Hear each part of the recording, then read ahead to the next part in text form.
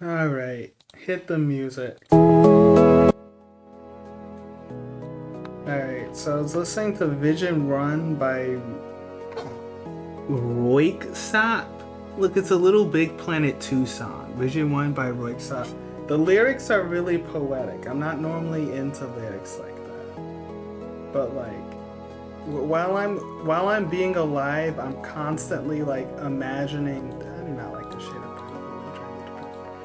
I'm constantly imagining some dumb plot or adventure or whatever. Like while I'm at work, it looks like I'm just staring into outer space, but there's actually like a feature-length plot going on, and I'm like workshopping it or whatever. And it'll never see the light of day, and I'll forget all the details unless I realize it would make like good media. So, listen to the lyrics.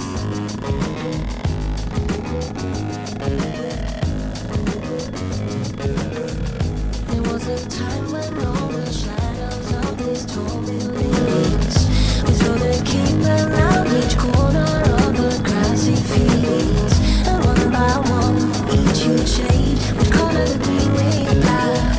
And now in changes that we could not have foreseen, everybody let us gaze upon the world we created. Let us race towards our own great machine as we wave goodbye. The evening breeze caress us while the cities are dying, as we watch it fall into a modern state of the time.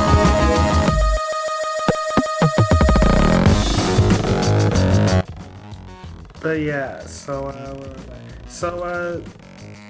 the adventure I thought of course, was like, oh, I'm like going on an adventure and I'm like this toy knight looking dude. I'm not gonna correct it and make this look better.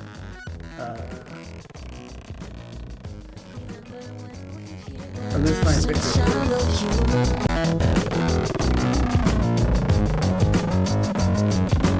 Got to memorize this.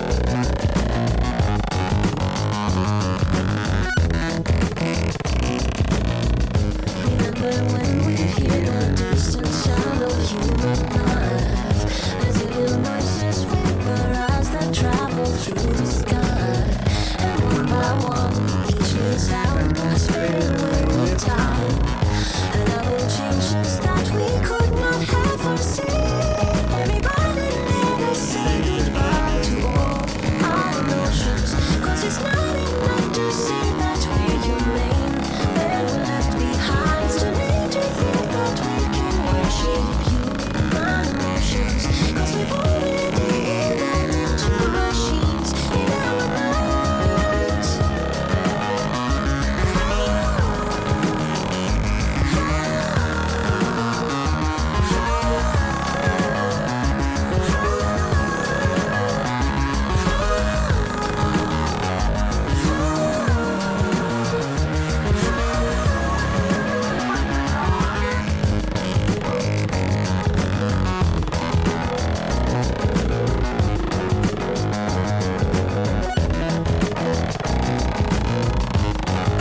Alright, back to the adventure.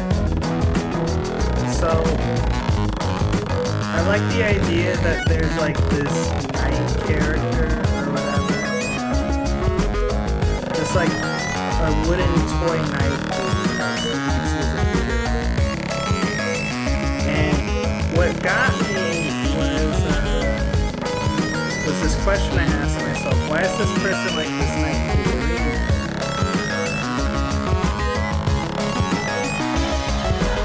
And then randomly I thought of the answer is like, well, because the person's dead. And they're like a ghost.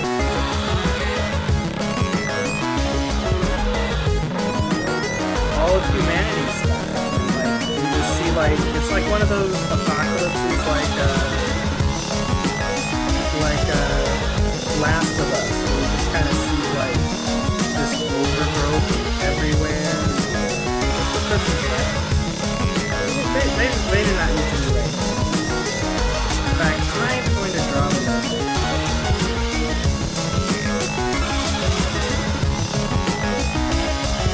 Oh no! All is silent.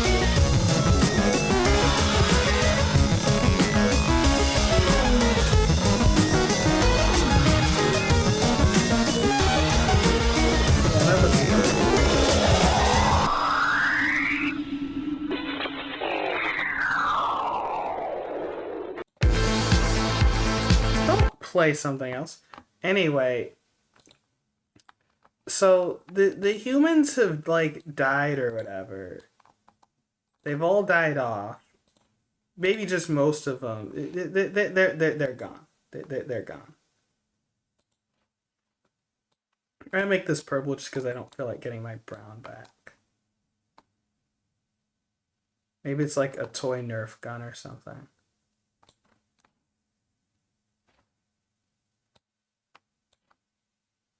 Allowing changes that we could not have foreseen.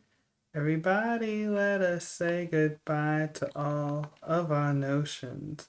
'Cause it's not enough to say that we're humane.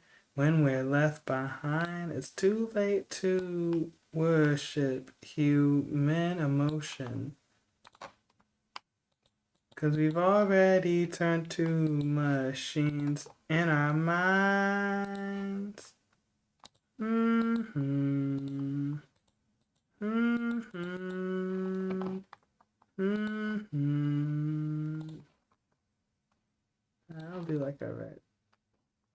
Now I'll do like a quirk. Okay, we will get our brown back. Alright, so this character is a ghost, and that is why they're in this toy night thing. So the toy night, let's talk about it. So you're a ghost and you have like some sort of attachment to the human world, right? Well, for you to interact with the human world, because you're incorporeal, you need to find something you're like attached to, and then this is bothering me too much. And then you attach yourself to it and essentially just become semi-corporeal, I guess. There we go. I guess I'll save this. Save as bitmap pictures. Incorporeal. We're gonna get to why I'm talking about this idea and I'm like excited about it. I don't know what I'm going to make with it. Maybe it'll be like some D&D thing. I don't really like writing, which is very paradoxical if someone in like a D&D campaign hears this. But no, I don't really like writing.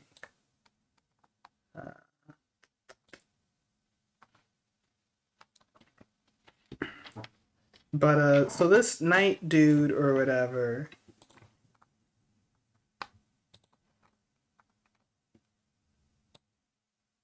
is a ghost, and this is his body. You can get a new body if your body gets destroyed, but it's like traumatic. Like, I thought about it like this, and it's like if something traumatic happens to you, you don't really have you have a say in the matter, but like your body has decided that it does not like something, and it takes different freaky forms. Like sometimes I'll run into something, it's like, oh, even though I don't feel at all in danger, this makes me feel squeamish and makes me feel funny. Or another time it might be like, oh, well, I feel like this really needs to be like a bombastic color here.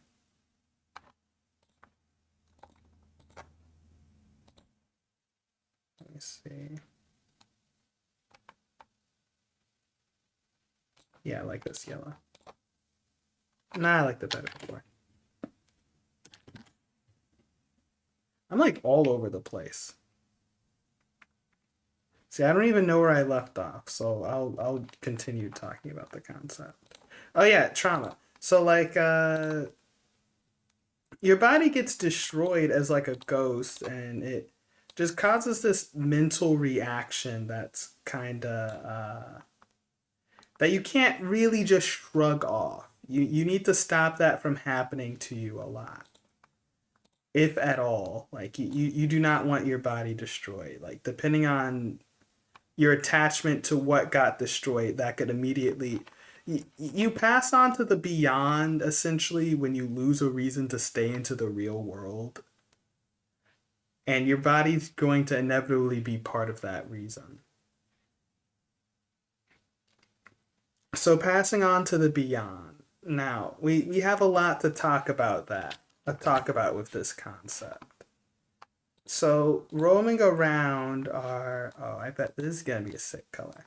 Roaming around are like ghost hunters, ghost eaters. I just imagine something wolfish, maybe like with like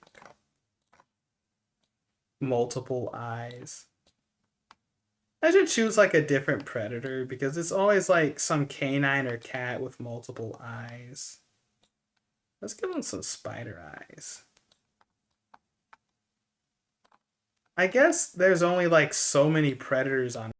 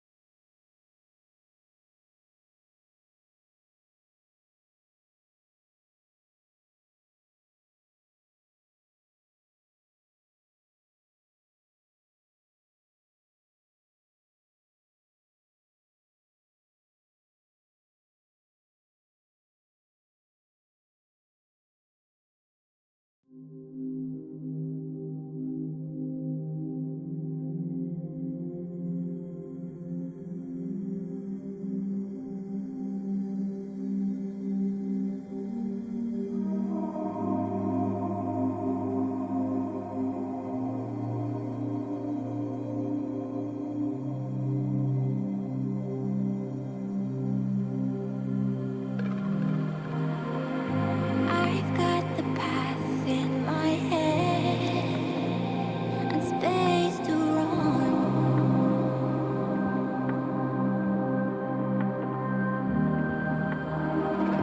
I followed maps in my head and tore them up instead.